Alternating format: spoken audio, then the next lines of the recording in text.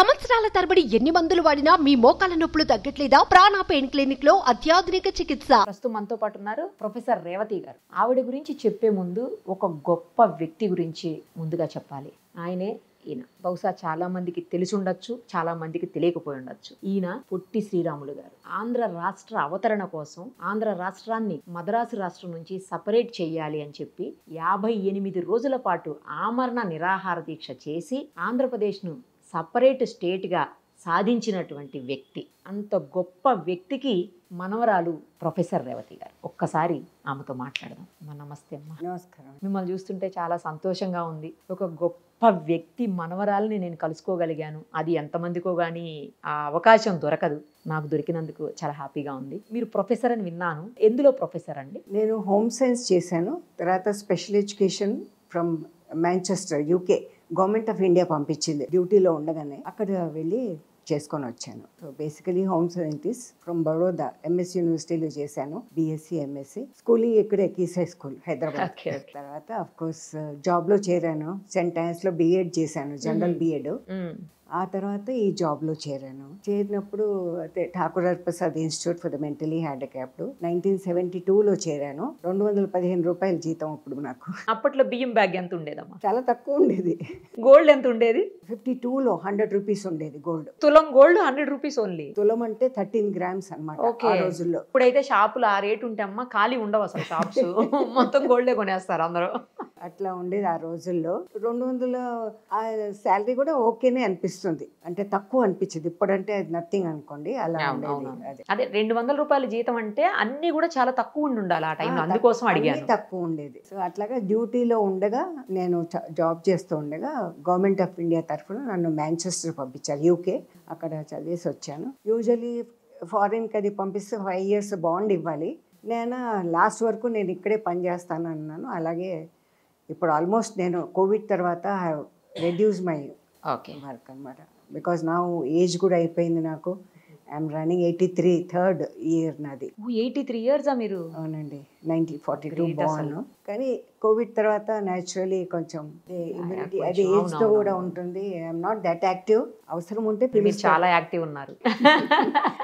ఏదైనా పిలిస్తే వెళ్తుంటాను అక్కడికి, అంతే తప్ప daily I'm not going. Potti Sriramulu గారి గురించి ఈ తరం వాళ్ళకి పెద్దగా తెలియకపోవచ్చు, గత తరాల వాళ్ళకి తెలిసి ఉండొచ్చు. కానీ ఆంధ్ర రాష్ట్ర అవతరణ అనగానే మాత్రం ఆయన పేరే గుర్తుకొస్తుంది. November 1 మనం జనరల్ గా ఆ రోజు జరుపుకుంటుంటాం.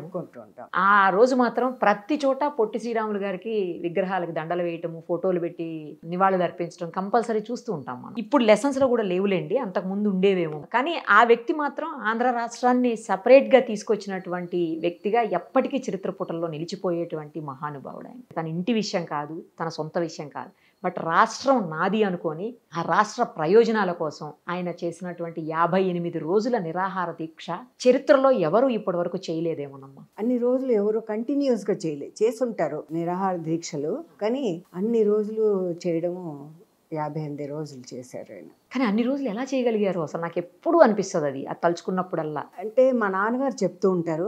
ఎందుకంటే ఆయన నిరాహార దీక్ష మొదలు పెట్టక మునుపు యాక్చువల్గా మా నాన్నగారు ఒక విషయం చెప్పదలుచుకున్నాను. ఆయన దగ్గర ఉండేవారు కాబట్టి ఆయన ఇన్ఫ్లుయెన్స్ తోటి మా నాన్న, మా అమ్మ ఇద్దరు కూడా బ్రిటిష్ కాలంలో వాళ్ళు చాలా అదే ఉద్యమాల్లో ఉండేవారు అనమాట, ఇద్దరు కూడాను. అంటే ఆ రోజుల్లో మీరు హోల్డాల్ వెళ్ళానో లేదో, ట్రైన్స్ లో పోతే హోల్డాల్ తీసుకెళ్తాం, దానిలో బట్టలు అది పెట్టుకొని చుట్టుకొని హోల్డాల్ అంటారు దాన్ని. ఎందుకు? అది ఇట్లా పెద్దగా ఉంటుంది, కుట్టి ఉంటుంది. దానిలో మన బట్టలన్నీ ఇటు అటు పెట్టి తాళగడ ఇటు పెట్టి చుట్టేసుకొని దానికి మళ్ళీ బెల్ట్తో కట్టేసుకొని అది తీసుకెళ్తాం ఇక్కడ అక్కడ పోతే మన ప్రయాణాలు చేసినప్పుడు. ట్రైన్లో కూడా ఆ రోజుల్లో ఇది ఉండేది కాదు కదా, బెర్తుల్లో ఉండేది కాదు, అది పరుచుకొని పడుకునేవారు. ఆ రోజుల్లో అట్లుండేది. సో ఆ వాటిల్లో సీక్రెట్ పేపర్స్ ఇక్కడి నుంచి అక్కడికి, అక్కడి నుంచి ఇక్కడికి చేరడం మా అమ్మ నాన్న ఇద్దరు చేసేవాళ్ళు. వాళ్ళు కూడా యాక్టివ్గా, మా తాతగారు ఉండేవారు, వాళ్ళు ఆయన పని ఆయన, వీళ్ళ పని వీళ్ళు చేసుకునేవారు అనమాట.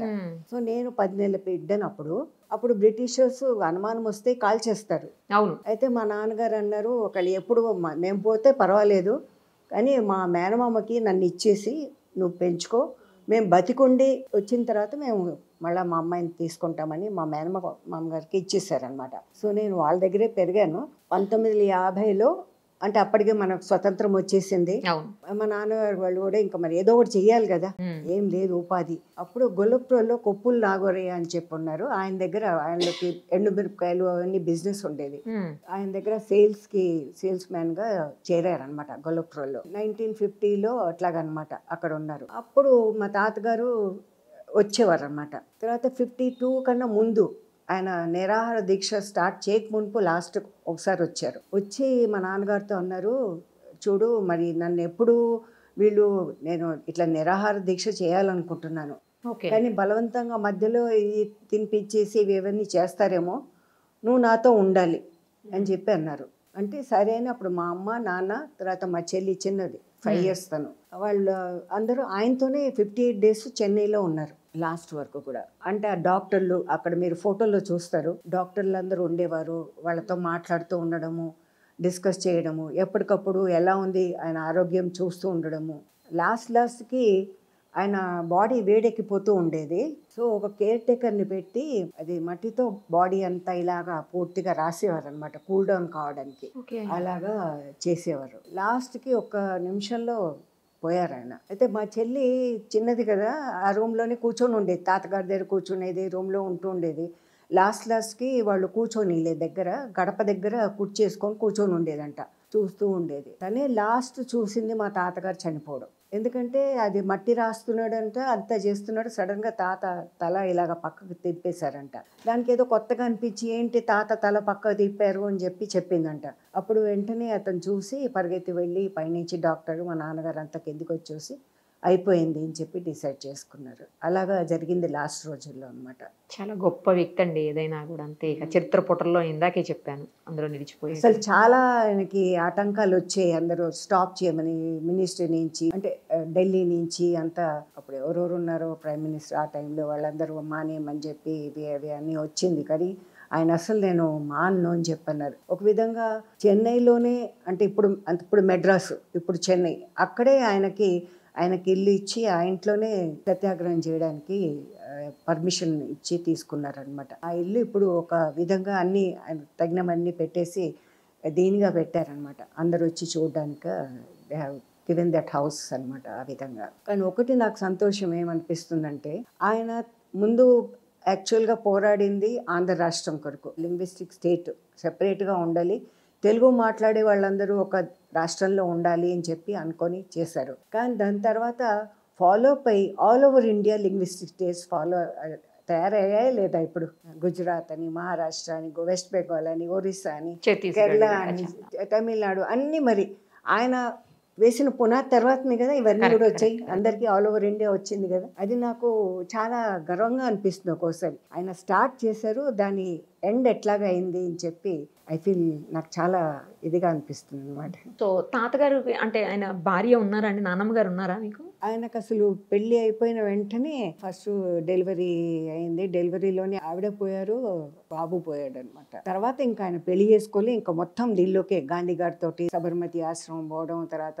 హరిజనులకి టెంపుల్లో ప్రవేశం కల్పించడానికి స్మాల్ అనుకో సత్యాగ్రహాలు చేయడము, అలా ఆల్ ఓవర్ ఇండియా అంతా తిరగడము, ఇవే ఉండేది ఆయనకి, ఇంకేమి లేదు. ఆయన మరి మీ నాన్నగారు ఎట్లా, అంటే ఎలా కొడుకులాగా అయ్యారు ఆయనకి? అంటే యాక్చువల్గా మా నాన్నగారికి మేనమామ అవుతారు. అంటే మా నాన్నగారు వాళ్ళ అమ్మ పొట్టిశ్రావళి గారి అక్క, సొంతం ఆమె అక్క. తర్వాత పొట్టిశ్రావళి గారు, తర్వాత రంగయ్య గుప్తా ఆయన తమ్ముడు, ముగ్గురు వాళ్ళు. ఆయన రంగయ్య గుప్తా గారు MBBS డాక్టర్, ఈ వాజ్ ఇన్ గవర్నమెంట్ జాబ్. ఈయన ఇంజనీరింగ్ చేశారు కానీ ఎప్పుడు శానిటరీ ఇంజనీరింగ్ ఆ విధంగా పోలే, ఈ డిడ్ వర్క్ బాంబేలో చేశారు. కానీ తర్వాత మన స్వతంత్ర పోరాటంలోనే ఉన్నారు. అయితే మా నాన్నగారు 2 ఏళ్ళు ఉన్నప్పుడు వాళ్ళ అమ్మగారు చనిపోయారు అనమాట. అంటే కృష్ణరాజు గారి అక్క ఆవిడ పోయారు. వాళ్ళది కావలి దగ్గర అనమాట మా నాన్నగారు వాళ్ళది. పొట్టి శ్రీరాములు గారిది ఏ ఊరండి అసలు? వాళ్ళది అటే నెల్లూరు, అంటే జయజనాయన్ అంటాం మా నాన్నగారు నాన్న. ఆయన మళ్ళీ పెళ్లి చేసుకుంటే ఈయన 2 year old. అందుకే వాళ్ళ అమ్మమ్మ అంటే కృష్ణరాజు గారి మదర్ తను వెంట తీసుకెళ్ళిపోయింది. మెడ్రాస్లో ఉండేది ఆమె. అక్కడే శ్రీరాములు గారు కూడా ఉండేవాడు, అక్కడే ఉండేవాడు. అదే ఇంటికి తీసుకెళ్లిపోయారు మా నాన్నగారిని. అక్కడే పెరిగారు మా నాన్న. అదే అందుకే కొడుకు లెక్క ఆయన, కొడుకులాగే. ఆయన అడాప్షన్ అది లేదు కానీ ఆయన కొడుకులాగే వాళ్ళ ఇంట్లోనే పెరిగారు అనమాట. నాన్ననే పిలిచేవాళ్ళ మీ నాన్నగారు ఆయన్ని? లేదు, మామానే అనేవారు. మేనమామే కదా, మామానే వాళ్ళు అనేవారు అనమాట. అక్కడ వాళ్ళ అమ్మమ్మ అంటే వాళ్ళ హస్బెండ్ కూడా అక్కడ పోయినాక చనిపోయారు అనమాట. అంటే మా నాన్నగారు వాళ్ళ తాత. ఆమె పాపం ఇవి అవి పనులు చేసుకొని వీళ్ళని చదివించి పెంచింది ఆమె. She really great lady. మా నాన్నగారు వాళ్ళ అమ్మమ్మ అంటే పొట్టి శ్రీరాములు గారికి అమ్మగారు వీళ్ళని చదివించింది. ఆయన ఇంకో రెండో కొడుకుని ఎంబీబీఎస్ చదివించింది. పనులు చేసి ఇవి అవి ఆ రకంగా చేసి తండ్రి లేకపోయినా కూడా అంటే ఇవన్నీ నాన్నగారు చెప్తూ ఉంటే మీకు తెలుస్తుంది. అన్నీ అంతే తెలుస్తుంది కదా. మీ చిన్నవాళ్ళుగా మరి అప్పటికి అవునవును. అన్ని రోజులు కనీసం పచ్చి మంచినీళ్ళు కూడా ముట్టలేదు అని అందరూ అంటుంటారండి. 58 రోజులు నీళ్లు తాగారు. నీళ్ళు ఒకటే, ఇంకేం లేదు. తర్వాత ఆ మధ్య నాకు చాలా బాధ అనిపించింది. అలాంటిది ఎవరో వీడియో పెట్టారు, ఆయన లాస్ట్కి అంతా కూడాను ఆయన బాడీ పురుగులు పడిపోయింది, ఎవరు గతి లేకుండా ఎడ్ల బండిలో తీసుకెళ్లారు అని చెప్పి అంతా వస్తే నేను బాగా జవాబిచ్చాను వాళ్ళకి. ఇది అంతా మీకు తెలియకుండా ఇలాంటివన్నీ చేయకండి, బికాజ్ లాస్ట్ వరకు చూసిన వాళ్ళు ఉన్నారు, మా నాన్నగారు ఉన్నారు. అది కాకుండా ఆయన్ని ప్రొసెషన్ తీసుకెళ్లి దానిలో కూడా ఆయన చూసానండి. అక్కడ అందులో ఇక్కడ ఒకటి కనబడుతుంది మనకి, కూర్చోబెట్టి తీసుకెళ్తున్నారు. ఆయన అట్లా కనబడుతున్నారా? లేదు కదా, అది ఇదే కదండి, కూర్చోబెట్టి తీసుకెళ్తున్నారు.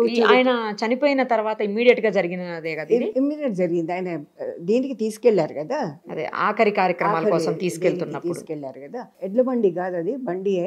తర్వాత ఘంటసాల కూడా బండిలో కూర్చొని పాటలు పాడుతూ తీసుకెళ్లారు. ఇంకోటి, ఆ రోజుల్లో ఆయన చనిపోయిన తర్వాత వెంటనే సినిమాల్లో గొల్లప్రోలు అదే సినిమాలు చూసేవాళ్ళం కదా, సినిమా కన్నా ముందు ఒక క్లిప్పింగ్ చూపించేవాళ్ళు తాతగారి గురించి, జస్ట్ ఫ్యూ సెకండ్స్ అనమాట. ఆయన్ని తీసుకెళ్ళడం, ఎంతమంది గుంపులుగా వెనకపోవడము అంతా చూపించేవాళ్ళు. అది డెఫినెట్ గా మనకు వీళ్ళ గవర్నమెంట్ మూవీస్ లో ఉంటుంది. మూవీలో కాదు, మూవీకి సెపరేట్ గా ఇది ముందుగా ఏదో దీనిలాగా చూపించేస్తారు కదా ఒక్కోసారి, అడ్వర్టైజ్మెంట్స్ యాడ్స్ పడతాయి అలాగా ఉంటుంది కదా, అలాగా క్లిప్పింగ్ లాగా చూపించేవారు ఈయన తీసుకెళ్ళడము ఇవన్నీ కూడా. తప్పకుండా అది గవర్నమెంట్ దగ్గరే ఉంటుంది, బికాజ్ గవర్నమెంట్ పర్మిషన్ ఇస్తేనే కదా చూపిస్తారు.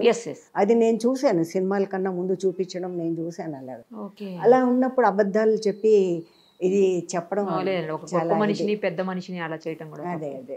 సో వాటర్ మాత్రమే తీసుకొని కేవలం ఆహారం అనేది అస్సలు లేకుండా ఉన్నారనమాట.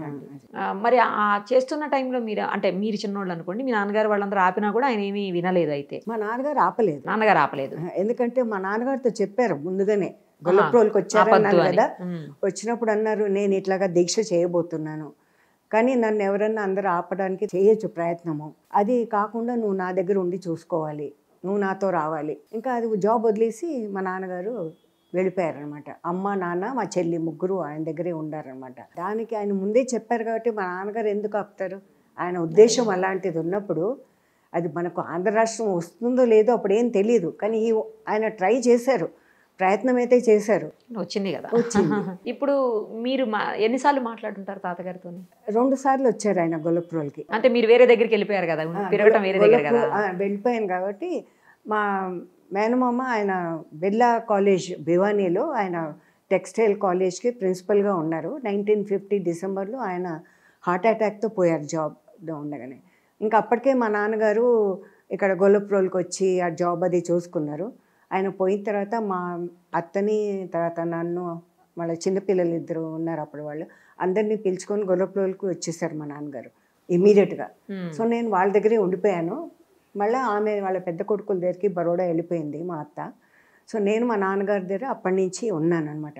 సో గొల్లప్రోలులో ఉన్నప్పుడు ఆయన 2 సార్లు వచ్చారు తాతగారు అనమాట ఇంటికి వస్తే, తాత అని తెలుసు కాబట్టి తాతతో మనం ఎంతైనా చిన్నపిల్లలు కొంచెం ఇదిగా ఉంటాం కదా, అయితే రారా మనం అట్లా పోదాం, తిరిగి వద్దాము అని అంటే, నేను నీతో రాను అనేదాన్ని. ఎందుకు అంటే, నువ్వు ఉట్టి పైన పని చేసుకొని లుంగి కట్టుకుంటావు. ఎప్పుడు అలాగే ఉండేవారు? ఎప్పుడు అలాగే ఉండేవారు, ఎప్పుడు అంతే. పైన ఏం వేసుకునేటోళ్ళు గారు? ఉట్టి పై పంచ, అక్కడ పై ఫోటోలో లేదు కానీ పై పంచ ఇట్లా వేసుకుంటారు, లుంగి కట్టుకుంటారు, అంతే, ఇంకేం లేదు. ఎందుకంటే నేను మేనమామ దగ్గర పెరిగాను, ఆయన సూటు బూటు వేసుకొని ప్రిన్సిపల్గా ఉండేవారు, అలాగ అలవాటు అయింది. సో నువ్వు ఇట్లా వస్తే నాకు సిగ్గేస్తుంది రావడానికి అనేదాన్ని. ఇంకా తర్వాత పరిచయం ఏదైనాక తర్వాత ఇంకోటి నేను గమనించింది ఏంటంటే, ఆయన తినేటప్పుడు కూడా ప్లేట్ క్లీన్గా ఉంటుంది, తిన్న తర్వాత దానిలో ఒక్క మెతుక్కని అది ఫ్రెష్ ఆకులోనే తినేవారు, ప్లేట్ కాదు, విస్తరాకు ఇప్పుడు క్లీన్ గా పెట్టిందా అనిపిస్తుంది, అట్లా అంత నీట్ గా అంత తినేవాళ్ళు నీట్ గా తినేవారు. అని 58 రోజులు తినకుండా ఎలా ఉండగలిగారండి? ఇప్పుడైతే అసలు వారం 10 రోజులు బాగా అయితే మనకు 15 రోజులకి ఇదైపోతుంది. బాడీ అది అంత ఎట్లాగో ఇదైపోతుంది. ఏమో దేవుడికి. అని ఏం తినేవాళ్ళు అండి అసలు? అంత ముందు ఏం తినేవాళ్ళు మామూలుగా? మామూలు భోజనమే. కానీ మరి అంత స్ట్రాంగ్ గా ఎలా ఉండగలిగారు? మరి ఆయన ఇది మనం చూడాలి, అంత సంకల్పం. విల్ పవర్ ఆయనకు ఉంది. అయితే అప్పుడప్పుడు తర్వాత కొంచెం నిమ్మకాయ రసం ఇచ్చేవారని విన్నాను నేను, అంతకు తప్ప ఇంకేం లేదు, సాలిడ్ అస్సలు లేదు. ముందు నేను అనేది నార్మల్ గా ఆయన ఏం ఫుడ్ మామూలుగానే అన్నము మనలాగే, అంత మన ఇంటి పద్ధతే కదా, అన్నం భోజనం అదే చేసేవారు, వేరే ఏం లేదు. ఏం చదువుకున్నారండి తాతగారు? ఆయన డిప్లొమా చేశారండి, ఇది ఇంజనీరింగ్. 52లో అనుకుంటా కదండి చనిపోయారు. ఆయన 1901లో ఆయన పుట్టారు. ఓకే. 51 ఆయన పోయినప్పుడు ఆయన ఏజ్, అంటే 52లోనే 1952లో చనిపోయారు. అప్పుడు మా నాన్నగారు తాతగారితో వెళ్ళిపోయారు, నన్ను అది రాజమండ్రి దగ్గర ధవళేశ్వరం అని, అక్కడ మా రిలేటివ్స్ ఉన్నారు, వాళ్ళ ఇంట్లో నన్ను ఉంచేశారనమాట. నేను స్కూల్కి వెళ్తున్నాను కదా, నాకు ఇదని అక్కడ ఉంచేశారు.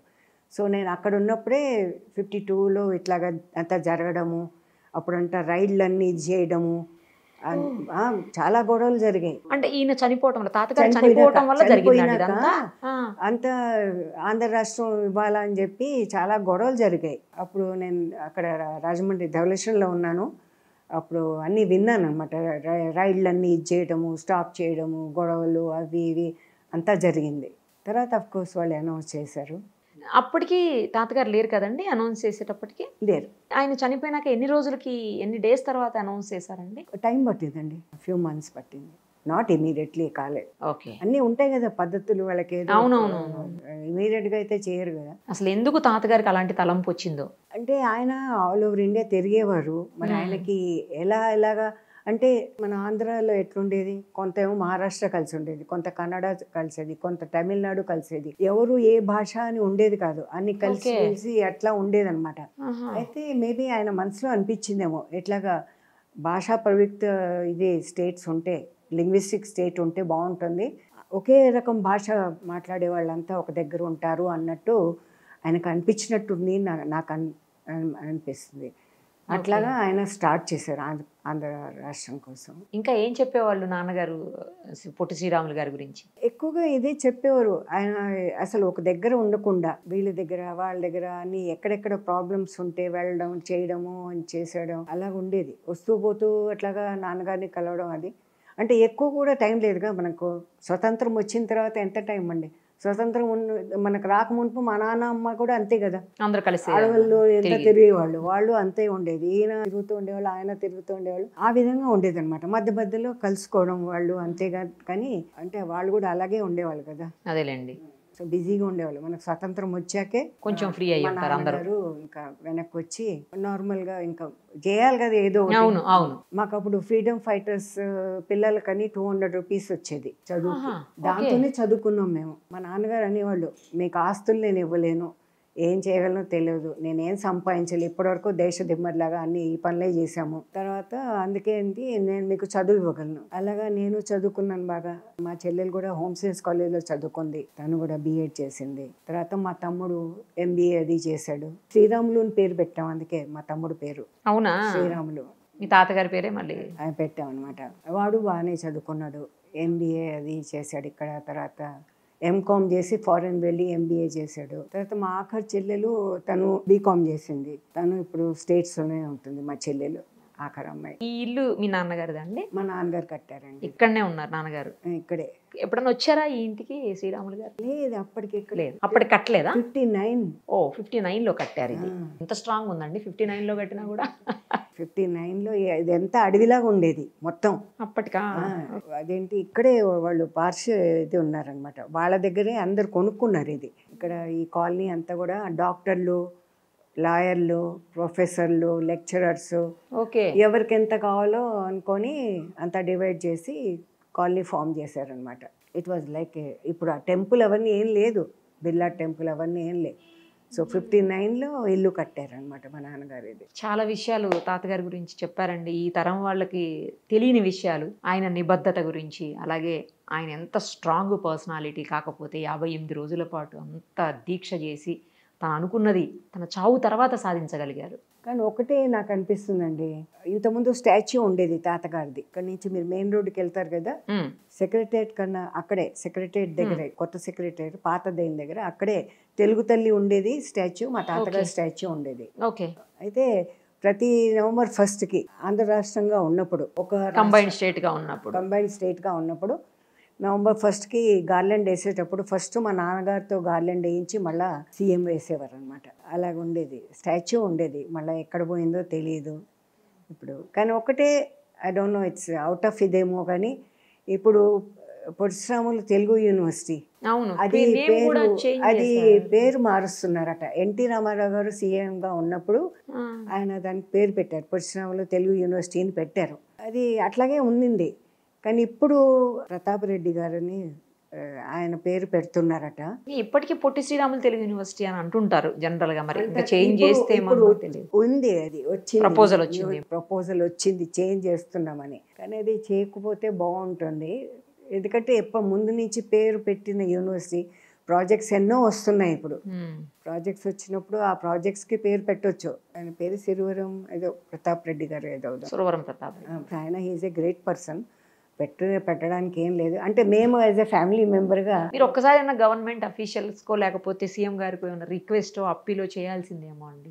ఏమోనండి, మేము చిన్నవాళ్ళం, మా కోళ్ళలో మేము ఉన్నాం, లేకపోతే అసలు మేము ఎక్కడో ఉండేవాళ్ళం. ఏమి లేదు, మేము అయిపోయింది.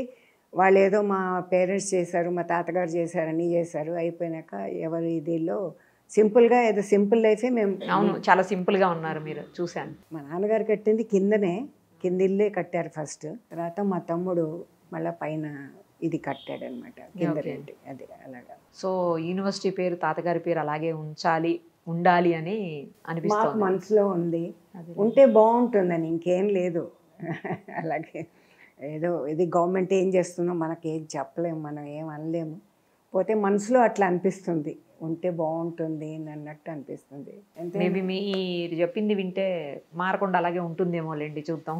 ఏమో అలాగే కోరుకుంటున్నాము, మరి ఎలా ఉంటుందో చెప్పలేము, ఎలా అవుతుందో. కనీసం పోనీ అది కాకపోతే ఇంకేదన్నా దేనికైనా ఆయన పేరు పెడితే బాగుంటుంది. బికాజ్ ఇప్పుడు మేబీ మన ఇది తెలంగాణ అయింది, అది ఆంధ్ర సెపరేట్ అయ్యిండొచ్చు. కానీ ఫస్ట్ ఆయన అట్లా ఆలోచించలే కదా. ఇప్పుడు తెలంగాణ అయినా మనం తెలుగు భాష మాట్లాడతాం, ఆంధ్ర అయినా తెలుగు భాష మాట్లాడతాం. రెండు తెలుగు రాష్ట్రాలే. ఏ కారణం చేత వాళ్ళు డివైడ్ చేసుకున్నారో అవన్నీ మనకు అనవసరం. కానీ అలాంటప్పుడు పేరు ఒకటి పెట్టిన తర్వాత, తెలుగు యూనివర్సిటీని పెట్టిన తర్వాత అది మారుస్తే కొంచెం బాధగా ఉంటుందంటే, ఇంకంతకన్నా ఇంకేం లేదు. థ్యాంక్స్ అమ్మా, థ్యాంక్ యూ సో మచ్. చాలా థ్యాంక్స్. సుమన్ టీవీలో మీ పర్సనల్ అండ్ బిజినెస్ ప్రమోషన్స్ కోసం కింది నెంబర్కి కాంటాక్ట్ చేయండి.